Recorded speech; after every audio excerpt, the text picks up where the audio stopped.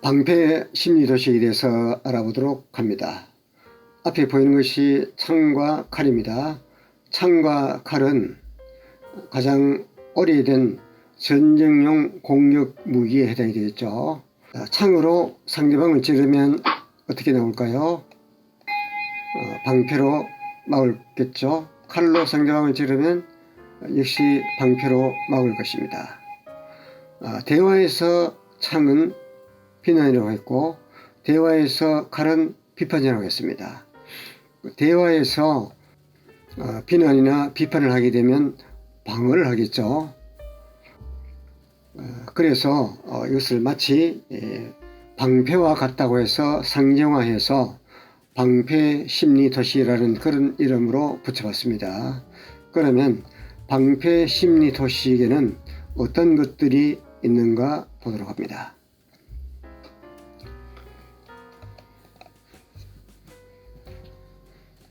방패 심리 도식의 핵심 신념을 보도록 하겠습니다.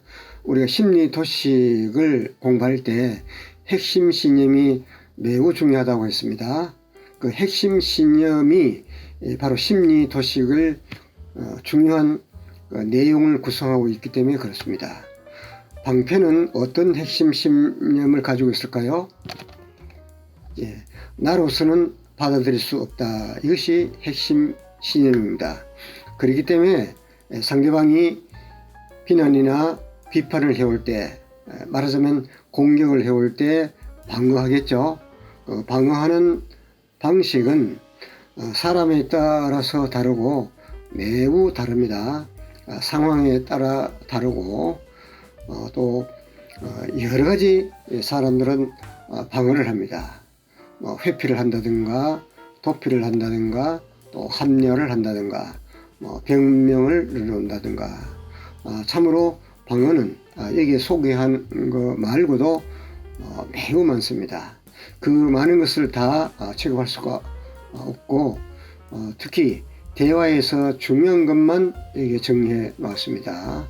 자, 방패 심리 도식을 보면 방벽, 저항, 핑계, 판단, 변명, 변호, 거부, 거절, 도피, 명령, 비하, 한몫, 기타 참 많죠.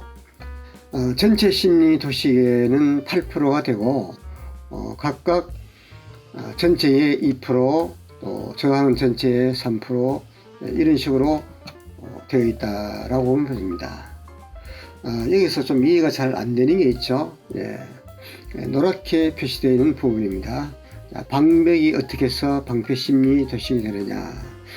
이것은 방어하는 방식이 마치 방벽을 치듯이 방어한다고 해서 방벽 심리 도식을 방패 심리 도식에 분류를 했고, 판단은 원래 비판에 해당이 되는데 판단을 함으로써 방어를 하는 이런 형식의 판단을 방패 심리 도식에 분류를 했습니다. 그 다음에 명령은 방어가 아니지만 강한 명령을 함으로써 방어하는 그런 형식이 있습니다. 대화를 하다가 그만해, 입 닥쳐, 이와 같은 것은 그 형식이 명령입니다. 이와 같은 식으로 하는 것은 방패 심리 도식에 넣어서 분류를 했습니다. 또 여기 소개되지 않는 것도 많다고 했습니다.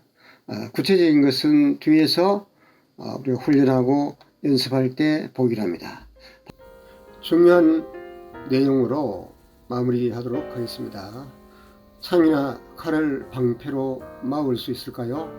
사람들은 방패를 뚫을 수 있는 창을 개발해 왔고 창을 막을 수 있는 방패를 개발해 왔습니다. 창을 막을 수 있는 방패를 개발했다 하더라도 시간이 지나면 곧 방패를 뚫을 창을 개발할 테니까요. 시간이 지나면 방패로는 창이나 칼을 막을 수 없게 됩니다. 비난이나 비판을 막기 위해 앞에 소개한 방법으로, 즉 방패 심리 도식으로 비난이나 비판을 막을 수 있겠습니까? 칼을 쓰는 자는 칼로 막는다는 말을 잘 알고 있을 겁니다. 칼을 막으려면 더 큰 칼로 막을 수 있겠죠. 곧이어 더 큰 칼이 되어 돌아오기 때문에 칼로 칼을 막으려면 칼을 부르는 계기가 됩니다.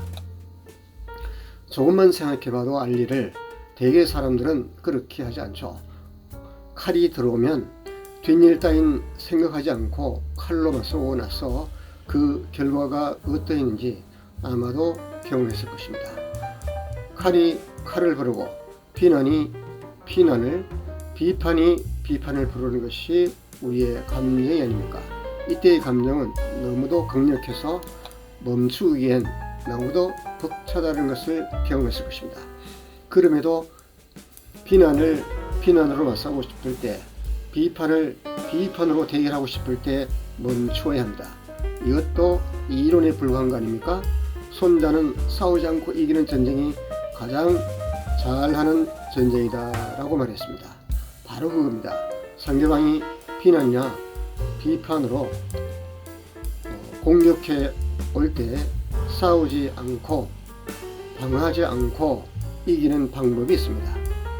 뜸들이지 않고 곧바로 그 방법을 알려드리겠습니다. 있는 그대로 수용한 뒤 있는 그대로 존중하는 것입니다. 있는 그대로 수존이라고 합니다. 있는 그대로 수존은 말은 쉽지만 행동으로 실천하기는 쉽지 않은 터라 탄탄하게 과정을 밟고 있는 것입니다. 어느 정도 인내심을 가지고 쫓아오시면 인간관계는 이렇게 하고 대화는 이렇게 한다는 것을 곧 터득할 것입니다. 방법을 알아야 하고 알기 위해서는 배워야 합니다. 우리가 배우는 것은 노력 대비 유익이 크다고 하는 것을 말씀드리고 싶습니다. 가성비가 좋다는 것입니다. 계속해서 다음 시간에는 손가락 심리 도식을 소개하는 시간을 갖도록 하겠습니다. 수고 많으셨습니다.